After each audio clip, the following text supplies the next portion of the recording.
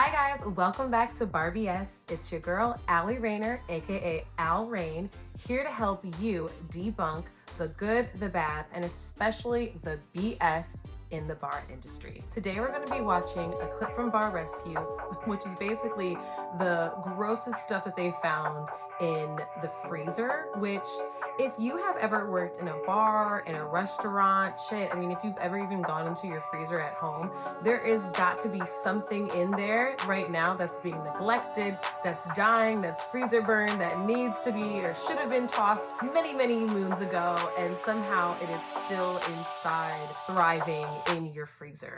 We've all been through that, so I'm sure that this will be very eye-opening for those who have not seen the nastiness that lurks in every bar and restaurant's kitchen.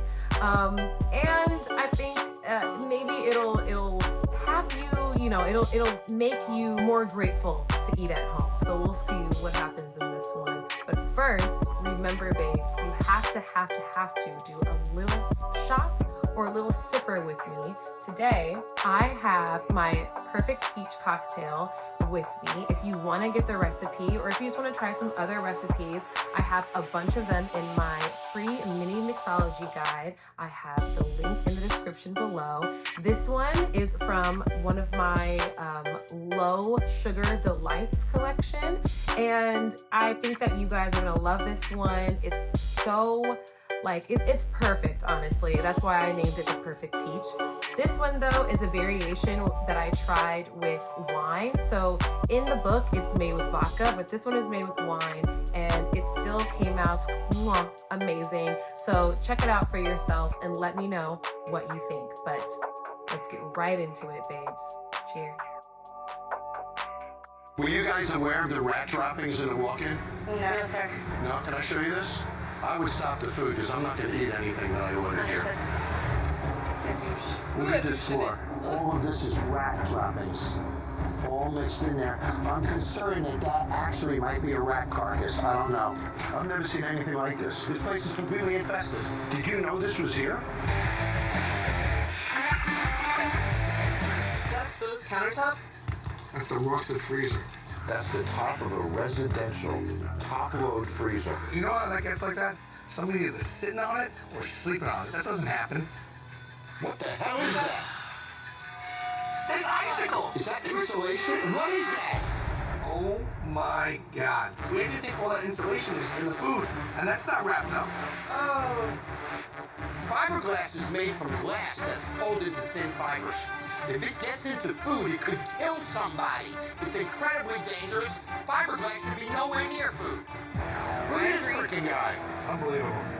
He's grabbing his own chicken fingers or mozzarella sticks, whatever it is, and throwing it in the fryer. Hold on. Let me finish my order first, please. Your hand, poor guy. What happens if they burn themselves? They get sued for a couple million. Come on, seriously. He's working. Almost done.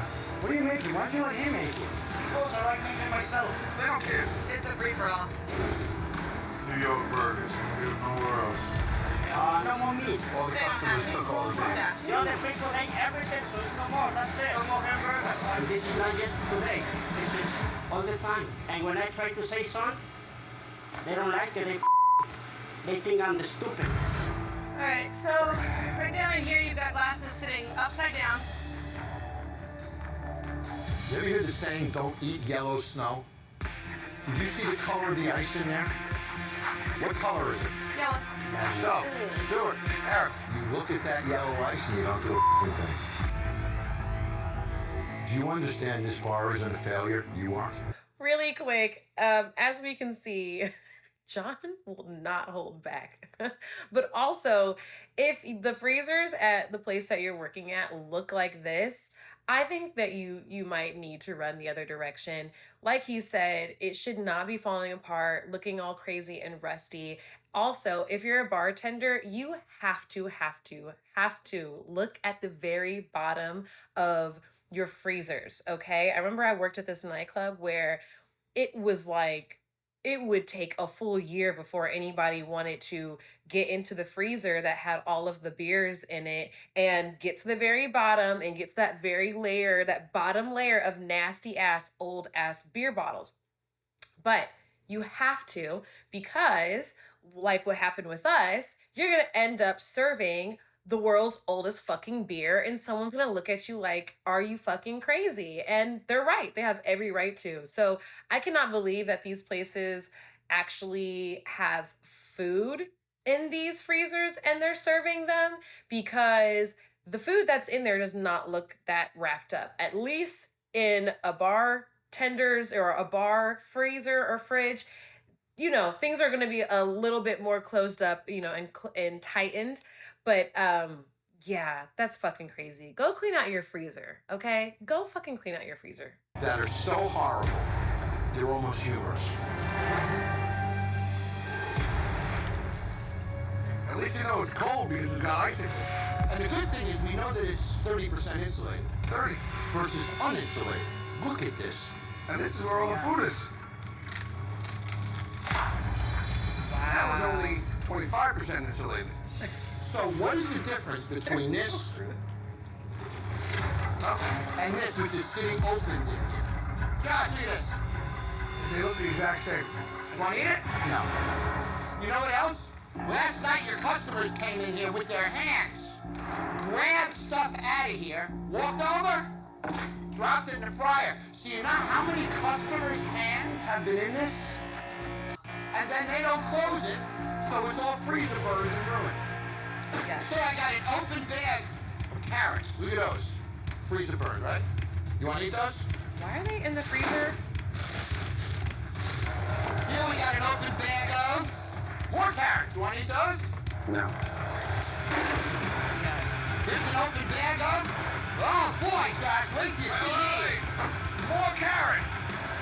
I'm just going to keep on going.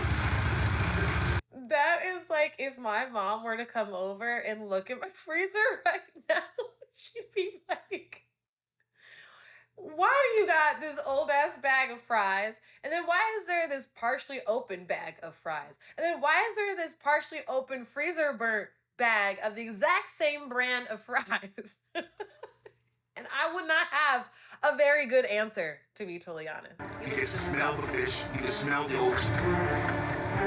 But I noticed all this grease. Do you scrape under here? Do you clean? That beast ain't coming, bro. Just want to cook it. That's it. Look at this. Whoa. This right here, that definitely is a fire hydrant. Oh, you my this God. grease, you get the fire going under there, the fire explodes, we got a mess. I'm gonna take you walking, done. When was the last time you guys cleaned the floor? I'm not lying to you, like 2 days Never. ago. You wanna tell me this is 2 days ago? You got blood under here. This is not 2 days ago. If you care about quality, why would you do that? Sorry, sir. So he knows that it's wrong, but he does it anyway. That's not acceptable. All right, sir. So guess what you're doing tonight? You're cleaning this kitchen the way you should have cleaned it in the first place. So many bartenders and even the kitchen crew, like chefs and stuff like that, they feel as though they're so much better than a cleaner. Like that they're so above it. Like they shouldn't have to clean anything. They should just show up, cook, or make cocktails and get the fuck out of there. And actually, that's not how it goes. You have to make sure that the things that you're serving to people are cleanly, that they're going to be served on cleanly plates, and that it's not a health hazard to ingest these things. So that means that you have to put some elbow grease in, get the fuck off of your phone in the middle of, you know, working, and clean up a little bit. Not the end of the world, really not that hard. And if you have a really good system and routine in place, it'll be simple, trust me. Just going like this, I couldn't believe my eyes what I saw tonight. Dust on the hood and falling on the flat top. This falls on your food every time you guys are cooking. Look at that thing. I mean, there's mushrooms, there's shrimp in there. Wow. There's something in there. How dare you serve someone out of this kitchen? Ooh, it's got chills. Let's go and walk in for a second. Look at that chicken breast. See the brown on top? Yeah. How did that brown get there, Mitch? Not being covered right. What about the bacon over there? It's too close to the floor. The code is 6 inches from the floor. It's unwrapped. Could you sell that to somebody responsibly as a chef? Absolutely not. This is the most expensive stuff in this walk-in. And what are we doing? Throw it away. You guys are chefs, and I'm dealing with the same low level that I deal with a cook who's worked in a kitchen for 2 months. Guess what you're doing tonight? Look at me. Clean it. Everybody come in there. There are so many times that I've caught people that, like, while I was managing or just as, serving or bartending or whatever, and I look over and I see that someone, that's on the wait staff is putting something on the floor. And I'm talking about like clean towels that we just washed and they should be getting folded. Somehow they're putting them on the floor because they don't know where to put them. So they're like, you know how like you're trying to organize when you put something to the side? They put clean things on the floor. I've seen people do it with like beer racks and all types of things. And I'm like, what makes you think it's okay to put it on the floor and then have it touch all of these other surfaces? Like, I just don't, especially when we're a place that is serving food and drinks and stuff. I will just never understand that. And they get so mad when I call them out. But honestly, sometimes being nice is truly a disservice.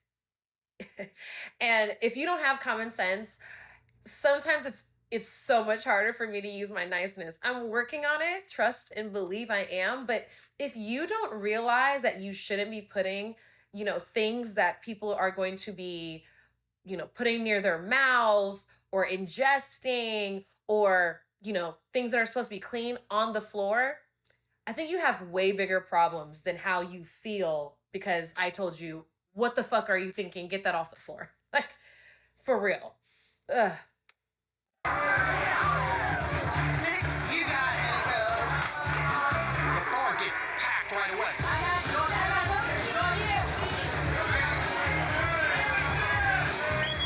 Do not want to have your nozzle in the beer. Man, the stress got to them. They kept forgetting things.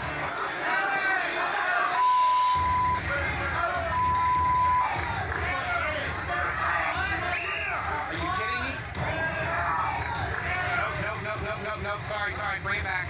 We don't serve it until it's ready. I'm starting from a terrible place. They can't even serve beer. So I just figured this out. You know why our beer's tracking at 44 degrees? Every 5 to 10 seconds, they open those frickin' doors, you have cold night vests. The coolers never come down to temperature, and the whole cooler is warm, so all of our beer is warm. That's what's going on here. Chris, this is too important. It'll take me a minute. I've been watching this cooler all night long. Those doors open every 5 to 10 seconds. So what do you think the temperature is in here? Probably say 40 degrees. Nick, I want you to put a thermometer in that chicken. What temperature should this chicken be at? 41 and below. Are you guys aware that this is at 44 degrees? I'm not aware about it. Try the ribeye. John, this is at 45 degrees. Chef, what happens to me when it's at 45 degrees? Building bacteria right now. That will get people sick. As a professional, I'm ashamed of both of you. Throw the away. Anytime proteins like that are over 40 degrees, bacteria grows. I made them throw away all of their protein.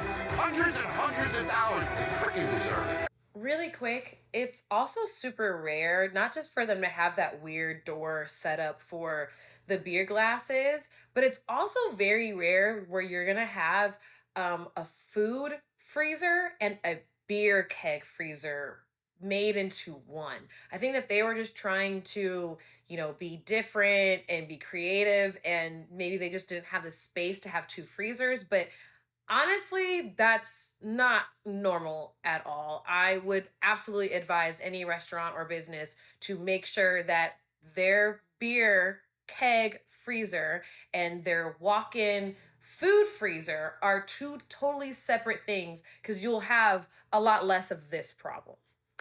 45 my ass, dude. Hey, just imagine. Dump it.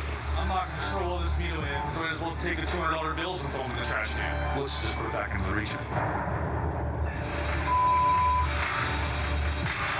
Chris definitely tried to hold on to the chicken. He tried to salvage some money. He's more interested in a couple dollars than getting somebody sick. It costs you so much more when they write terrible reviews. Come out here. This is your kitchen? Yep. So you're responsible. Want a satisfying, remote-friendly job that pays well? Get into tech quickly with 1010. Clean it every day? Sure. So you just served me a mushroom. Where'd you learn how to cook? Culinary Academy. So you graduated from culinary school? Yes. Can you do me a favor? Where's the salsa that you served me on the outside? I want you to taste that salsa for me. What do you think about that? Tastes like It's bubbling. Because the bacteria has grown so far that it's bubbling, dude.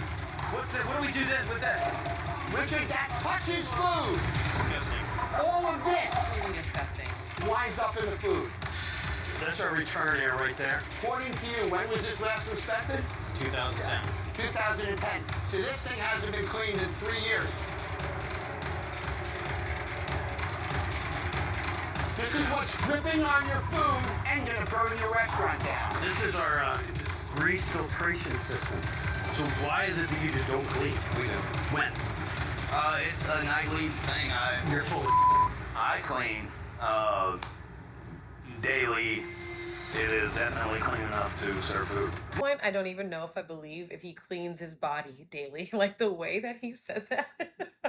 And he was like trying so hard to remember. It was like, okay, buddy, just let it go, let it go. And this is all the goodness that I'm pulling out of the bottom of here. So these are our clean fryers that were cleaned out last night. Just so everybody knows. I didn't realize how bad it was. Kevin knows his way around the kitchen, so never even thought twice about it. Chef, Yes. I just have to note this. What is sitting here at room temperature? Chicken. You You That's smell? raw chicken. I'll bet it's not in the danger zone yet. What temperature is that? 7.2. 57 degrees. Chicken should never be over 40 degrees. What temperature is this, Steve? 68.7 degrees. Throw it out. Good job, chef. Is there any mold on the inside of this walk-in? I don't think so. No. You don't think so? Types. Look at the mold all over the floor. There's 3 significant areas of mold. Oh! This isn't healthy for you. Let's get out of here. Get out of here. Toxic black mold is rare but dangerous. These molds damage vital parts of the human body, including the lungs and immune system, and are potentially fatal. Because toxic mold can spread easily through air vents, any infestations found in one area of the bar can render the entire building unsafe. What's this walk-in? Oh, me. No. Why? This is a board. Oh, dude, you got mushrooms thrown in your walk-in. Spores. They have their own unique smell. You don't want to be breathing this stuff in. Get this. Oh, my God. Get the out of here. Get the out of here. This is unbelievable. Jack, Steve, Leslie, I gotta have this tested. If this is black mold, we are all in trouble. I'm out of here. This place is dangerous, for Christ's sakes. Nobody eats this freaking food. Hello. Hello. I'm with John. John sent me back here. This right here, this is scary. This can catch rodents. They'll come and feed on this. See all this stuff right here? That is what is gonna attract pests. This concerns me. We just ordered a bunch of food, but what the is that? We have a regular that comes in and after we put all of our leftover stuff in the night for his chickens. This place is freaking filthy. I mean, I understand you guys are trying and everybody's trying, but this is something that's very, very important in running a kitchen, is learning how to handle food, the environment, and keeping things clean and keeping people safe. You walking back here? Yep. See, the thing is, all this stuff on the ground, that's telling me, you know, look at all that. Holy there's rats. There's rat droppings. Oh my God, it's completely everywhere. All through here. This is gonna get someone sick. That is what happens when you don't clean. I'm gonna have to get John on this one. That is disgusting. When I walked in here, I saw the cheese really close. And then I moved it, and there's rat droppings. Oh, there's rat fur and hair. I can see it. It looks like there might even be a carcass down there. Might be a carcass? Rat shit. Look at that. We can't eat any of this food. No, these are all rat droppings. I gotta get Dave in here. Were you guys aware of the rat droppings in the walk-in? No, sir. No, can I show you this? I would stop the food because I'm not gonna eat anything that I ordered here. Are you LD? I am. So you're responsible for this place, Yes, right? Look at this floor. All of this is rat droppings. all mixed in there. I'm concerned that actually might be a rat carcass. I don't know. I've never seen anything like this. This place is completely infested. Did you know this was here? Yes. David, so you've invested how much here? Well, I bought it for $450 and invested probably $75 on top of that. So you're in here 5 1/4. Right. And look at that. That's your investment. How does that make you feel? Not good. If we can't get this place to be reasonably clean and function better, right, then I don't know how I get your money back. Right. So we got a major issue here. Do you agree? I agree. Yeah. Okay, let's get out of here. Okay.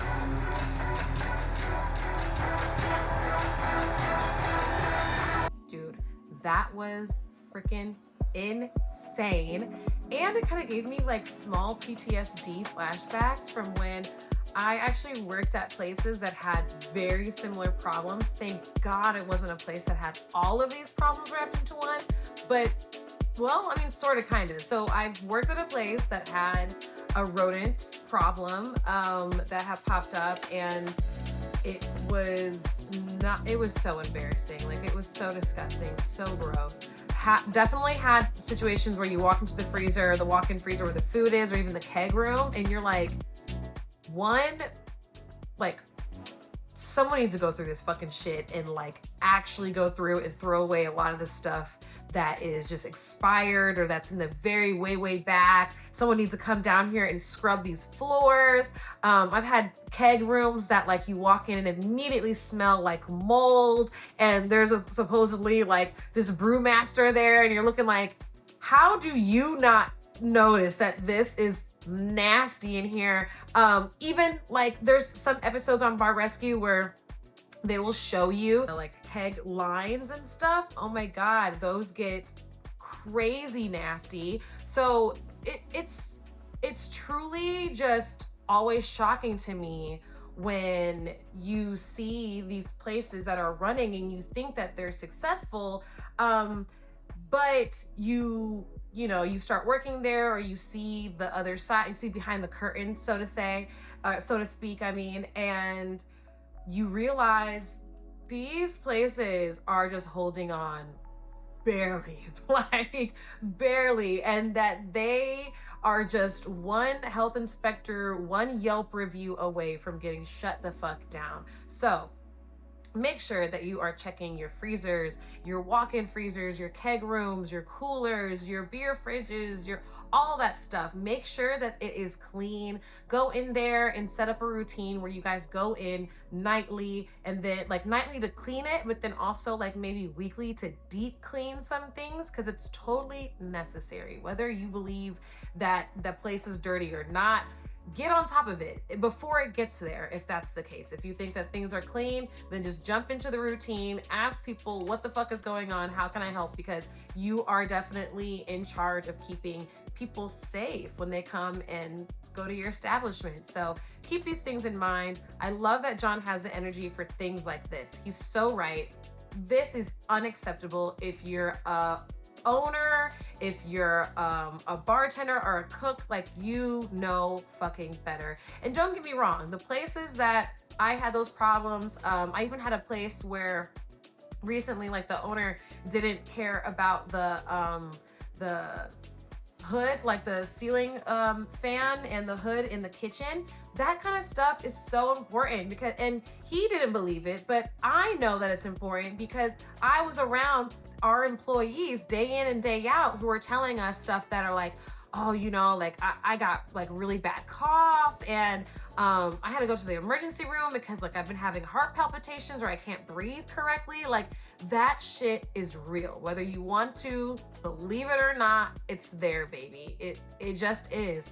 So be mindful. And if you work at a place where you're like, yo, the owner does not know what the fuck they're doing, they're a newbie, and like I was gonna say, majority of the time, they are owners who are probably amazing business people and entrepreneurs, but this is more than likely not their area of expertise. I've only ever had these problems from people who were like, oh, I decided to change my life, or I decided to buy a bar because it seemed fun and maybe my friends could come through. Those type of owners, they're fun, and I think that they mean the best, but they don't know what the F they're doing. So as one of their employees, as a manager there, or as a customer, I think that you are well within your right to let them know this is not right. You might not know what right is, but I'm gonna tell you right now, it's pretty clear what wrong is, okay? Like, it's pretty clear what you're not supposed to do. And these are great examples if you need to like pull it up for them so they can really see it. But yeah, I hope that you guys really like this episode. Be sure to like, comment, and subscribe, and join the community. I love talking to you guys. Maybe we can do a live stream soon. So let me know what you think about that in the comments section below. And I will see you guys on the next one. Bye, Bar Babes.